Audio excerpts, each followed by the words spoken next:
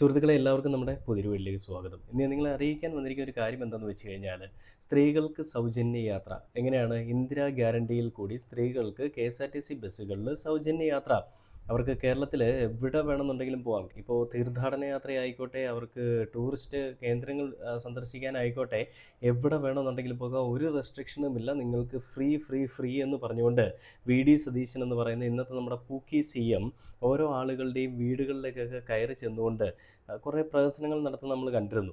അത് കണ്ടപ്പോൾ അന്ന് തന്നെ ഈ കാര്യവിവരങ്ങളൊക്കെയുള്ള അല്ലെങ്കിൽ എല്ലാ കാര്യങ്ങളെപ്പറ്റിയും അറിവും വിവേകവും ഒക്കെയുള്ള പ്രബുദ്ധ കേരളത്തിലെ ജനങ്ങൾക്ക് മനസ്സിലായി ഇതൊരു പ്രഹസനമാണ്, ഇതൊന്നും നടപ്പിലാവാൻ പോകുന്നില്ല എന്നുള്ളത്. എന്നാൽ ചില ആളുകൾ അതിനു വേണ്ടിയിട്ട് അഹോരാത്രം പണിയെടുത്ത് ഏതിനു വേണ്ടിയിട്ടാണ് ഈ പറയുന്ന VD സതീശൻ പറയുന്നതാണ് ശരി, പിണറായി വിജയൻ ഇവിടെ ചെയ്തു വെച്ചിരിക്കുന്ന തോന്നിവാസങ്ങൾ അല്ലെ വൃത്തികേടുകളെല്ലാം മാറ്റാൻ വേണ്ടിയിട്ട് പുതിയൊരു നായകന് നമുക്ക് കൈ കൊടുക്കാം, അല്ലെ നായകനോടൊപ്പം നമുക്ക് ചേർന്ന് നിൽക്കാം എന്ന് പറഞ്ഞുകൊണ്ടാണ് VD സതീശനെ വിജയിപ്പിച്ചത് എന്നൊക്കെ പറഞ്ഞുകൊണ്ടാണ് പല മാധ്യമങ്ങളും മെഴുകിക്കൊണ്ടിരിക്കുന്നത്. അപ്പോൾ അങ്ങനെ ഇരിക്കുന്ന സാഹചര്യത്തിൽ KSRTC ബസ്സുകളിൽ സൗജന്യ യാത്ര എന്ന് ഒരു ദിവസം പറയുകയും എന്നാൽ പെട്ടെന്ന് തന്നെ പിന്നീട് KSRTC ബസ്സുകളിലെ സൗജന്യ യാത്ര മാറ്റിവെക്കുകയും ചെയ്തൊരു കാഴ്ച അല്ലെങ്കിൽ ആ ഒരു സന്ദർഭം നമുക്കറിയാം.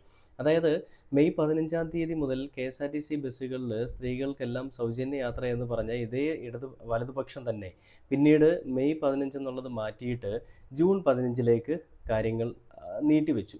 അതായത് എല്ലാ മാസവും 15-ാം തീയതി ഉണ്ടല്ലോ, അല്ലെ എല്ലാ തവണയും 15-ാം തീയതി ഉണ്ടല്ലോ എന്ന് പറയുന്നത് പോലെ ജൂൺ 15ലേക്ക് ഇത് മാറ്റിവെച്ചു. ഈ മാസം ജൂൺ 15 എന്ന് പറയുമ്പോൾ ഈ മാസം 15-ാം തീയതി മുതൽ സ്ത്രീകൾക്ക് സൗജന്യ യാത്രയായിരിക്കും KSRTC ബസ്സുകളിൽ.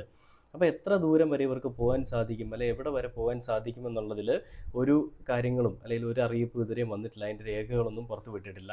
അപ്പോൾ ഇവർ പറയുന്നതനുസരിച്ചിട്ട് VD സതീശൻ എന്ന് പറയുന്ന നമ്മുടെ ഇപ്പോഴത്തെ മുഖ്യമന്ത്രി, അദ്ദേഹം അന്ന് ഇലക്ഷന് മുൻപ് പറഞ്ഞതനുസരിച്ചിട്ടാണെന്നുണ്ടെങ്കിൽ അവർക്ക് എവിടെ വേണമെന്നുണ്ടെങ്കിൽ യാത്ര ചെയ്യാം. അപ്പോൾ ഇന്ന് അതിന് കുറച്ച് റെസ്ട്രിക്ഷൻസ് വെച്ചിട്ടുണ്ട്. ദീർഘദൂരം അല്ലെങ്കിൽ ദൂരപരിധി ഒന്നും നിശ്ചയിച്ചിട്ടില്ല. പക്ഷേ ഓർഡിനറി ബസ്സുകളിലാണ് ഈ പറയുന്ന ഈ സൗജന്യ യാത്ര എന്ന് പറയുന്നത് ആദ്യം പരീക്ഷിക്കുക. ആദ്യത്തെ 100 ദിവസങ്ങളിലായിരിക്കും ഒരു ട്രയൽ എന്ന രീതിയിൽ സൗജന്യ യാത്ര എന്ന് പറയുന്ന ഒരു രീതിയിൽ ഞങ്ങൾ മുന്നോട്ട് പോവുക എന്നൊക്കെയാണ് ഇന്നിപ്പം മാധ്യമങ്ങളിലെല്ലാം കൊടുത്തിരിക്കുന്ന റിപ്പോർട്ടിൽ നമ്മുടെ മുഖ്യമന്ത്രി അടക്കമുള്ള ആളുകൾ പറയുന്നത്. എന്നാലും ഞാൻ നിങ്ങളെ ഒരു വാർത്ത കാണിച്ചു തരാം. ബസ്സുകളിലെ സൗജന്യ യാത്ര ആദ്യം ഓർഡിനറി ബസ്സുകളിൽ മാത്രം. ആദ്യ 100 ദിവസം ഓർഡിനറി ബസ്സുകളിൽ പരീക്ഷണ ഓട്ടം നടത്തും, ട്രയൽ റൺ. വിശദമായ പഠനത്തിന് ശേഷം മറ്റു ബസ്സുകളിലെ സൗജന്യ യാത്രയിൽ തീരുമാനമെടുക്കും. ഈ മാസം 15-ന് സൗജന്യ യാത്രയ്ക്ക് തുടക്കമാകും. ആറോഷിപ്പാലുണ്ട്. ആറോഷിപ്പാൽ KSRTCയിൽ ഓർഡിനറി ബസ്സിൽ മാത്രമാണെങ്കിൽ 57 കോടി, സൂപ്പർ ഫാസ്റ്റ് ഒക്കെ വന്നാൽ പിന്നീട് തുക കൂടും. 90 കോടിയും 110 കോടിയൊക്കെ ആവുമെന്നാണ് കണക്ക്. അതുകൊണ്ട് വലിയ നഷ്ടം സംഭവിക്കാതെ തുടക്കത്തിൽ 100 ദിവസം എന്ന് പറയുമ്പോൾ 3 മാസം ഓർഡിനറി ബസ്സുകളിൽ മാത്രമായിരിക്കും എന്നാണ് പറയുന്നത്. അതിനുശേഷം പഠനം നടത്തിയതിനു ശേഷം മറ്റു ബസ്സുകളിലേക്ക് വ്യാപിപ്പിക്കാനാണ്. പൂർണ്ണമായും സൗജന്യമല്ല KSRTCയിലെ സൗജന്യ യാത്ര. അത് ഓർഡിനറി ബസ്സുകളിൽ മാത്രമായി തുടക്കത്തിൽ പരിമിതപ്പെടുത്തുന്നു എന്നാണോ മനസ്സിലാക്കുന്നത് ട്രയൽ റണ്ണിന്റെ ഭാഗമായി? കണ്ടില്ലേ, ഇതിൽ നിങ്ങളിപ്പോൾ കാണുന്നത് റിപ്പോർട്ട് ചാനൽ പങ്കുവച്ചിരിക്കുന്ന ഒരു വാർത്തയാണ്. അതായത് പൂർണ്ണമായിട്ടും സൗജന്യ യാത്ര അല്ല എന്നുള്ളത് ഡോക്ടർ അരുൺകുമാർ അവിടെ എടുത്തു പറയുന്നുണ്ട്. ശരിക്കും അരുൺകുമാർ പറഞ്ഞൊരു കാര്യം തന്നെയാണ് നമുക്കും പറയാനുള്ളത്. പൂർണ്ണമായിട്ടും സൗജന്യ യാത്രയാണെന്ന് പറഞ്ഞുകൊണ്ടായിരുന്നു ഇലക്ഷന് മുൻപ് പല വീടുകളിലും കയറിയിട്ട് ഇവർ പ്രഹസനങ്ങൾ നടത്തിയത്. എന്നാൽ അത് ഇന്ന് പൂർണ്ണമായിട്ടും ഈ പറയുന്ന സൗജന്യ യാത്രയല്ല. എന്തൊക്കെ കാര്യങ്ങളിലാണ് വലതുപക്ഷം ഈ പറയുന്ന നമ്മുടെ ഈ നാട്ടിലെ ജനങ്ങളെ പറ്റിച്ചുകൊണ്ടിരിക്കുന്നത്? ഒന്ന്, പെൻഷൻ 3000 ആക്കി കൊടുക്കാമെന്ന് പറഞ്ഞിട്ട് അത് കൊടുത്തിട്ടുണ്ടോ? ഇല്ല. പിന്നെ നമ്മുടെ സൗജന്യ യാത്ര എന്ന് പറയുന്നത് വീണ്ടും നീട്ടി വച്ചിരിക്കുകയാണ്. ആശമാരുടെ വേതനം 21,000 രൂപയാക്കി കൊടുക്കാമെന്ന് പറഞ്ഞു, അത് കൊടുത്തിട്ടുണ്ടോ? അതുമില്ല. ഇങ്ങനെ ഓരോരോ കാര്യങ്ങളിലും ചെയ്തു കൊടുക്കാമെന്ന് പറഞ്ഞതിൽ ഒന്നും ഒരു ക്ലാരിറ്റി ഇല്ല. പക്ഷേ ഈ നാട്ടിലെ ജനങ്ങൾക്ക് അതൊന്നും ഒരു പ്രശ്നമല്ലെന്നേ. ഒന്നും ആരും ചോദിക്കില്ല. എന്തെങ്കിലും ചെയ്തു കൊടുക്കാമെന്ന് പറഞ്ഞിട്ട് ചെയ്തു കൊടുത്തില്ലെങ്കിൽ അത് ചോദിക്കില്ല. കാരണം അത് നമ്മുടെ സാമ്പത്തിക ഭദ്രത അല്ലെ നമ്മുടെ സാമ്പത്തിക സ്ഥിതി വളരെ മോശമാണ്. നമ്മുടെ പൊതുഖജനാവ് കാലിയാണ്, പൂച്ച പറ്റിയടക്കുകയാണ്. അതുകൊണ്ട് തന്നെയും നമുക്കിതൊന്നും കിട്ടിയില്ലെങ്കിൽ ഒരു കുഴപ്പമില്ല, ഇതൊക്കെ ചെയ്തു തരാമെന്ന് പറഞ്ഞത് തന്നെ വലിയ കാര്യമാണ്. വികസനങ്ങളൊന്നും വേണ്ട, ഞങ്ങൾക്ക് ഈ പ്രഹസനങ്ങൾ മാത്രം മതി എന്ന് ചിന്തിക്കുന്ന നമ്മുടെ നാട്ടിലെ പ്രബുദ്ധ കേരളത്തിലെ മണ്ടന്മാരായിട്ടുള്ള ജനങ്ങൾ എന്ന് തന്നെ എടുത്ത് പറയേണ്ടി വരും. അത് വികസനങ്ങൾ കിട്ടിയില്ലെങ്കിൽ കുഴപ്പമൊന്നുമില്ല, പക്ഷേ നമുക്ക് ഈ പറയുന്ന പ്രഹസനങ്ങൾ മാത്രം കേട്ടിങ്ങനെ ജീവിച്ചാൽ മതി, ചിരിക്കാൻ മാത്രം ഒരാൾ മതി, ചിരിക്കുന്നൊരു മുഖ്യമന്ത്രി മതി എന്നുള്ള രീതിയിൽ ചിന്തിച്ചു കൂട്ടുന്ന ചില കാര്യങ്ങളാണ് ഈ കാണുന്നത്. ഇതിന് നമ്മുടെ നാട്ടിലെ മാധ്യമ പാപ്പരാസികൾ എടുക്കുന്നൊരു പങ്ക്, അല്ലെ മാധ്യമ പാപ്പരാസികളുടെ പങ്ക് ഒട്ടും ചെറുതല്ല. അവർ നല്ല രീതിയിൽ അഹോരാത്രം ക്യാപ്സ്യൂൾ എന്ന പോലെ തന്നെ നേരം വെളുത്താൽ വൈകോളം പിണറായി വിരുദ്ധത പരത്താൻ വേണ്ടിയിട്ട് ഓരോരോ കാര്യങ്ങൾ ഇങ്ങനെ പടച്ചു വിട്ടുകൊണ്ടിരിക്കുകയാണെന്നേ. അതിൻ്റെ ഒരു ബലമായിട്ട് കണ്ടൊരു വാർത്തയാണ് കഴിഞ്ഞ ദിവസം നമ്മൾ കണ്ടത്. 24 ന്യൂസ് പങ്കുവച്ചിരിക്കുന്നത് ശ്രീകണ്ഠൻ നായർ അടക്കമുള്ള ആളുകൾ വലിയ രീതിയിൽ പണിയെടുക്കുന്നുണ്ട് ഇതിന് വേണ്ടിയിട്ട്. ഇന്നലെ എന്താണ് അവർ പങ്കുവച്ചത്? വയനാട്ടിലെ ദുരന്ത ബാധിതർക്ക് കിട്ടിയിരിക്കുന്ന ഫണ്ടിൽ നിന്ന് ആ ഫണ്ട് എടുത്തുകൊണ്ട് തന്നെ, അതിലെ കുറച്ച് പണം എടുത്തുകൊണ്ട് തന്നെ 4.5 ലക്ഷം രൂപ എടുത്തുകൊണ്ട് പിണറായി വിജയൻ സെക്രട്ടേറിയറ്റിലേക്ക് ലാപ്ടോപ്പും പ്രിൻ്ററും മെഷീനും ഒക്കെ വാങ്ങിയെന്ന്. എന്നാൽ അതിൽ അവർ കൊടുത്തിരിക്കുന്ന വാർത്തയിൽ തന്നെ കൃത്യമായിട്ട് പറഞ്ഞിട്ടുണ്ട്, വയനാട് റിലീഫ് ഫണ്ട് ഉപയോഗിച്ചുകൊണ്ട് തന്നെ വയനാട്ടിലെ തന്നെ നമ്മുടെ വയനാട് ടൗൺഷിപ്പിൻ്റെ ഓഫീസിലേക്ക് ആവശ്യമായിട്ടുള്ള സാമഗ്രികൾ വാങ്ങിയതാണെന്നുള്ളത്. അതിന് വേണ്ടിയിട്ട് ഈ പറയുന്ന യൂസ്ഫുൾ ആയിട്ടുള്ള അല്ലെങ്കിൽ ഹൈലി ആപ്റ്റ് ആയിട്ടുള്ള മെഷീൻസാണ് വാങ്ങിയിരിക്കുന്നത്. പ്രിൻ്റർ അടക്കമുള്ള സാധനങ്ങൾ വാങ്ങിയിരിക്കുന്നു. അതിനുവേണ്ടി മാത്രം. അതായത് ടൗൺഷിപ്പ് എന്ന് പറയുന്ന ഒരു ചെറിയൊരു കല്ലിട്ടിട്ട് പോകുന്നൊരു പരിപാടിയൊന്നും ആയിരുന്നില്ല, വലിയൊരു സാമ്രാജ്യമാണല്ലോ.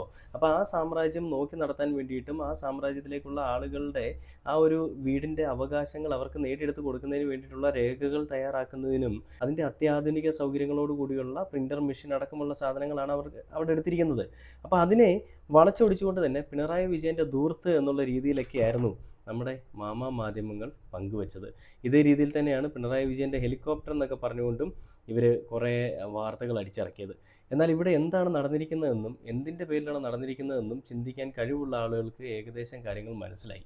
ഇത് മനസ്സിലാവാത്ത ആളുകൾ ഇപ്പോഴും മെഴുകിക്കൊണ്ടിരിക്കുകയാണ്. പിണറായി വിജയൻ വലിയ തെറ്റായിരുന്നു, പിണറായി വിജയൻ വലിയ അഴിമതിയാണ് ചെയ്തു വെച്ചിരിക്കുന്നത്, ഇത്രയും അഴിമതി ചെയ്ത് കേരളത്തിനെ ഇത്രയും അധികം കൊള്ളയിലാക്കി അല്ല കടത്തിലാക്കിയിട്ട് പോയിരിക്കുന്ന, കൊള്ളയടിച്ചിട്ട് കടത്തിലാക്കിയിട്ടിട്ട് പോയിരിക്കുകയല്ലേ പിണറായി വിജയൻ എന്ന് പറഞ്ഞുകൊണ്ട് മെഴുകിക്കൊണ്ടിരിക്കുകയാണ്. അവരോട് നമുക്ക് പ്രത്യേകിച്ചൊന്നും പറയേണ്ട ആവശ്യമില്ല. കാരണം അവരെന്ത് കേട്ടാലും പിണറായി വിജയൻ പോരാ, ശരിയല്ല, എന്താണ് റീസൺ ഒന്നുമില്ല, എനിക്ക് പിണറായി വിജയൻ ഇഷ്ടമല്ല, പിണറായി വിജയൻ ഈ നാട്ടിൽ വേണ്ട, അയാൾ പോയതിന് ഏറ്റവും വലിയ കാര്യമെന്ന് പറയുന്ന ആ ഒരു രീതിയാണ്.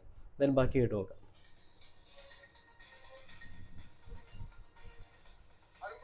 UDF സർക്കാർ അധികാരത്തിലേറ്റപ്പോൾ ആദ്യ മന്ത്രിസഭാ യോഗത്തിലെ പ്രഖ്യാപനങ്ങളിലൊന്നാണ് സ്ത്രീകൾക്ക് ബസ്സുകളിൽ സൗജന്യയാത്ര. അത് 15-നാണ് നടപ്പിലാവുന്നത്. അത് സംബന്ധിച്ച ആശയക്കുഴപ്പമുണ്ടായിരുന്നു. അതിന് വ്യക്തത വരികയാണ്. ആദ്യത്തെ 100 ദിവസം ഓർഡിനറി ബസ്സുകളിൽ മാത്രമായിരിക്കും സ്ത്രീകൾക്ക് സൗജന്യയാത്ര ഉണ്ടാവുക. പിന്നീട് അതനുസരിച്ച് ആ സമയത്തുണ്ടാകുന്ന നഷ്ടം എത്രയെന്ന് പരിശോധിക്കും. അത് വിശദമായി പഠിച്ചതിന് ശേഷമാകും മറ്റ് സർവീസുകളിൽ, മറ്റ് സൂപ്പർഫാസ്റ്റ് അടക്കമുള്ള സർവീസുകളിൽ സൗജന്യയാത്ര അനുവദിക്കണമോ എന്ന കാര്യത്തിൽ ഒരു തീരുമാനമുണ്ടാകും. കാരണം കനത്ത സാമ്പത്തിക നഷ്ടം ഈ സൗജന്യ യാത്രയിലൂടെ KSRTC ഉണ്ടാകും. നിലവിൽ തന്നെ വലിയ സാമ്പത്തിക ബുദ്ധിമുട്ടിലൂടെയാണ് KSRTC കടന്നു പോകുന്നത്.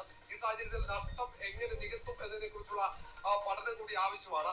ഇന്ന് ഗതാഗത മന്ത്രിയും മുഖ്യമന്ത്രിയും തമ്മിൽ ചർച്ച നടത്തി. ആ ചർച്ചയിലാണ് കണ്ടില്ലേ, ഗതാഗത മന്ത്രിയും മുഖ്യമന്ത്രിയും തമ്മിൽ ചർച്ച നടത്തി. ആ ചർച്ചയിലാണ് നമ്മൾ വാഹനത്തിൽ 100 ദിവസം ട്രയൽ റൺ എന്നുള്ള രീതിയിൽ പോകാനായിട്ട് തീരുമാനിക്കുന്നതെന്നാണ് പറഞ്ഞിരിക്കുന്നത്. അതായത് ഇതിനു മുൻപ് വാഗ്ദാനങ്ങൾ കൊടുക്കുമ്പോൾ ഇതിൻ്റെ ഒന്നും ഒരു പ്രശ്നമല്ലല്ലോ. വാഗ്ദാനങ്ങൾ കൊടുക്കുമ്പോൾ അത് വാഗ്ദാനങ്ങളല്ലേ, അത് പാലിക്കണോ വേണ്ടോ എന്നുള്ളത് പിന്നീട് നമ്മൾ തീരുമാനിച്ച പോലെ. അധികാരത്തിലെത്തുക എന്നുള്ളതാണ് നമ്മളുടെ ലക്ഷ്യം. അധികാരത്തിലെത്തിക്കഴിഞ്ഞാൽ പിന്നെ ആരും ഒന്നും ചോദിക്കാൻ വരില്ല. അധികാരത്തിലെത്തിക്കഴിഞ്ഞാൽ പിന്നെ നമ്മുടെ കയ്യിലാണ് കാര്യങ്ങൾ. പിന്നീട് എന്തെങ്കിലുമൊക്കെ മുട്ടാപ്പോക്കി ന്യായങ്ങൾ പറഞ്ഞുകൊണ്ട് തന്നെ ഈ മണ്ടന്മാരായിട്ടുള്ള ജനങ്ങളെ നമുക്ക് പറ്റിച്ചു വിടാം എന്ന് പറയുന്ന രീതിയിൽ ചിന്തിക്കുന്ന കോൺഗ്രസിൻ്റെയും പൂക്കി മുഖ്യമന്ത്രിയുടെയും ഒക്കെ വൃത്തികെട്ട ചിന്താഗതികളും വൃത്തികെട്ട പ്രവർത്തികളുമാണ് നമ്മൾ കണ്ടുകൊണ്ടിരിക്കുന്നത്. പക്ഷേ ഈ കേരളത്തിൽ ജനങ്ങൾക്കൊന്നും ഒരു പ്രശ്നമല്ല. ഒന്നും കിട്ടിയില്ലെങ്കിൽ ഒരു പ്രശ്നമല്ല, എന്തെങ്കിലും കിട്ടിയാലും പ്രശ്നമല്ല, അല്ലെങ്കിൽ കിട്ടിയാലും വലിയ കാര്യമൊന്നുമില്ല. കാരണം കിട്ടാനുള്ളതെല്ലാം നേരത്തെ കിട്ടിയതാണെന്ന്. ഇനി കിട്ടിയില്ലെങ്കിലും വലിയ കാര്യമൊന്നുമില്ല എന്ന് പറഞ്ഞുകൊണ്ടാണ് ഇവരിയ്ക്കുന്നത്. പിണറായി വിജയൻ ഒന്നും ചെയ്തില്ലെങ്കിൽ വലിയ പ്രശ്നവും BD സതീശൻ ഒന്നും ചെയ്തില്ലെങ്കിൽ അതൊക്കെ ഓക്കെയാണ്, ഞങ്ങളെല്ലാം കൊണ്ട് സന്തുഷ്ടരാണ്, ഹാപ്പിയാണെന്നൊക്കെ പറഞ്ഞുകൊണ്ടിരിക്കുന്ന ഈ വൃത്തികെട്ട ചിന്താഗതികളും ഈ വൃത്തികെട്ട പ്രവൃത്തികളും ഈ നാട്ടിലെ ജനങ്ങൾ ഇത്രയും നന്ദികെട്ടവരായി പോയി എന്നുള്ളത് നമ്മൾ ഈ ഒരു അടുത്തിടയ്ക്കാണ് കാണുന്നത്.